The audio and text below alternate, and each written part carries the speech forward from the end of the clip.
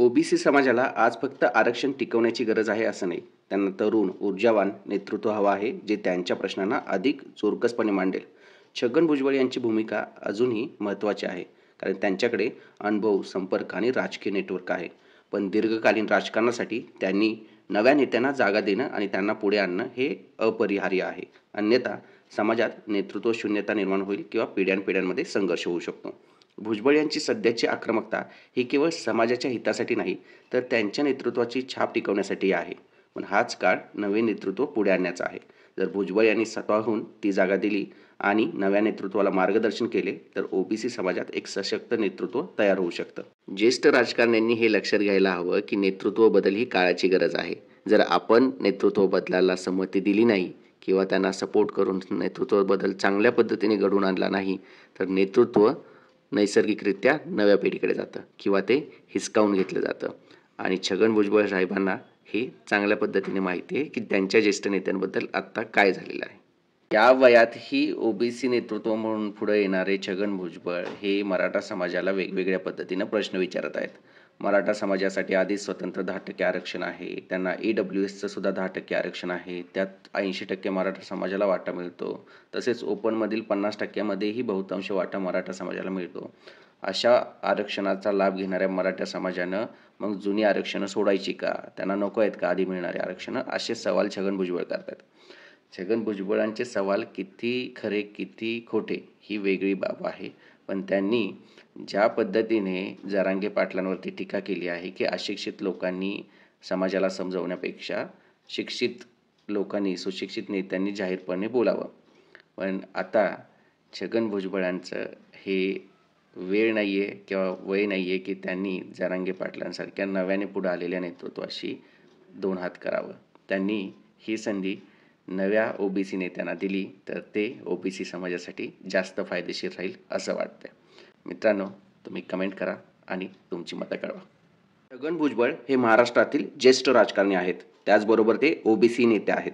पण त्यांचे वय आणि राजकीय प्रवास पाहता अनेकांना वाटते की ते आपलं नेतृत्व आणि त्याची ओळख टिकवण्यासाठी सतत सक्रिय राहतात.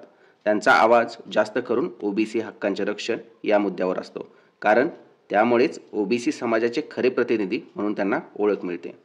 गेल्या काही वर्षामध्ये म्हणजे त्यांचं राजकारण सुरू झाल्यानंतर त्यांनी वेगवेगळी मंत्रिपदं भूषवली आहेत. त्यांची राजकीय ताकद प्रचंड वाढली आहेत आणि ते आता एक प्रस्थापित राजकारणी झालेत.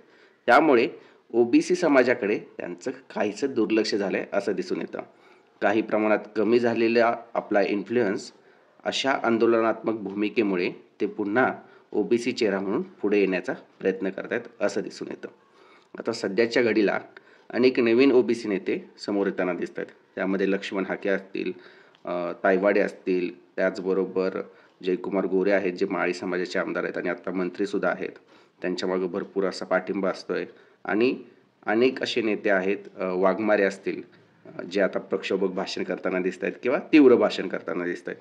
आणि त्यांच्या पाठीमागे ओबीसी तरुण मतदार वर्गही जाताना दिसतोय. मग अशा परिस्थितीत छगन भुजबळ यांच्याकडे कोणता पर्याय राहतो? आणि ते वयाच्या या टप्प्यावर ज्या वेळेला राजकीय प्रस्थापित आपण झालो असतो आणि त्याचबरोबर सर्व काही राजकीय पदं उपभोगली असतात आणि या घडीला आपल्या समाजाचे नेते म्हणून स्वतःला पुढे आणण्याची धडपड करण्याची काय गरज राहते? एकेकाळचं आक्रमक नेतृत्व जेव्हा मराठा समाजातील नव्याने वरती आलेल्या जरांगे पाटलांच्या विरोधात वेगवेगळ्या पद्धतीनं मीडियावरती भांडत असतं, त्यावेळेला हे चित्र खूपच वेगळ्या पद्धतीचं दिसतं.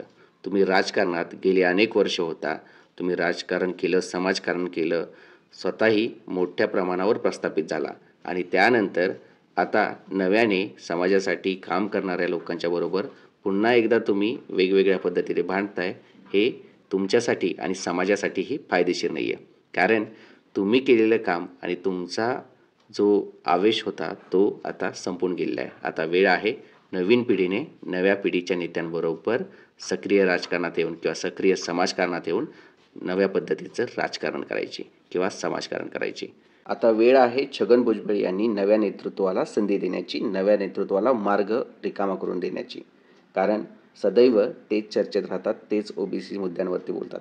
त्यांनी चर्चेत राहावं, ओबीसी मुद्द्यांवरतीही बोलावं, पण नव्या नेतृत्वाला संधी दिली तर ते नेतृत्व पुढील काळात प्रचंड ऊर्जेने काम करेल आणि हेच ओबीसी समाजासाठी फायदेशीर राहणार आहे. भुजबळ यांनी हे समजून घेतलं पाहिजे, नाहीतर सतत त्यांचा आणि जरांगे पाटलांचा वाद बघून नव्या नेतृत्वाला ना मीडियामध्ये स्पेस भेटतोय ना ग्राउंडवर येऊन काम करण्यामध्ये. मित्रांनो, तुम्हाला काय वाटतंय? लाईक करा, कमेंट करा, आमच्या चॅनलला सबस्क्राईब करा.